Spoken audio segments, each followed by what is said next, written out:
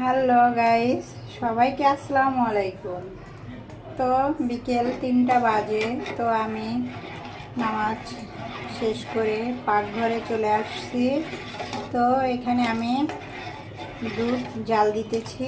এটার ভিতরে আমি সেমাই ভিজাবো। আমি এই পিঠা ভাজবো।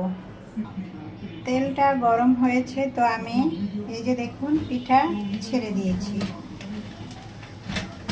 আমাদের গ্রামের ভাষায় এটাকে বলা হয় জামাই পিঠা। তো এটা সেমাই দিয়ে খুব খেতে ভারী টেস্ট লাগে। তো ওইটাই আমি তোমাদেরকে দেখাচ্ছি। দেখুন গাইস, এটা ফুলে কত ফুলে যাচ্ছে। এটা যত তেল পাবে তত আস্তে আস্তে ফুলবে। আমার পিঠা ভাজা শেষ। তো আমি আরেকটা পিঠা অলরেডি দিয়ে দিলাম। দেখুন এটা আস্তে আস্তে বড় হয়ে যাচ্ছে।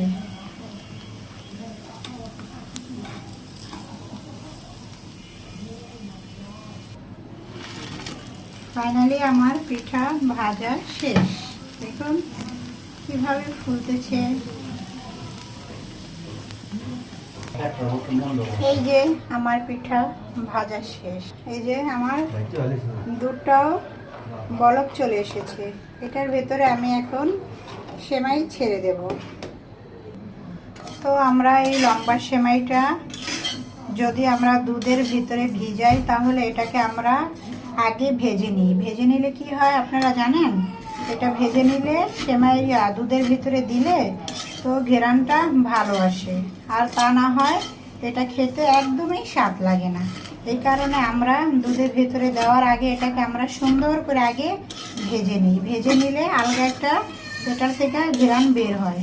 এই কারণে আমি এই সেমাইটা যখনই রান্না করি ওই সময় আমি আগে এটাকে সুন্দর করে ভেজে নিই। আর এই সেমাইটা বিশেষ করে আমার ছেলে খুব পছন্দ ওর এটা খেতে। তো দেখা যায় অনেক টাইমে এই সেমাইটা অনেকে রান্না করলে পুরো একেবারে গলে যায়। তো আমার এই সেমাইটা একদমই গলবে না।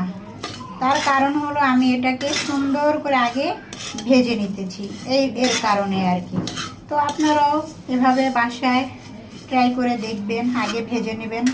তো বাচ্চাদের খুব প্রিয় এই সেমাইটা। দুধ দিয়ে রান্না করে দিলে ওরা খেতে খুব পছন্দ করে আর কি।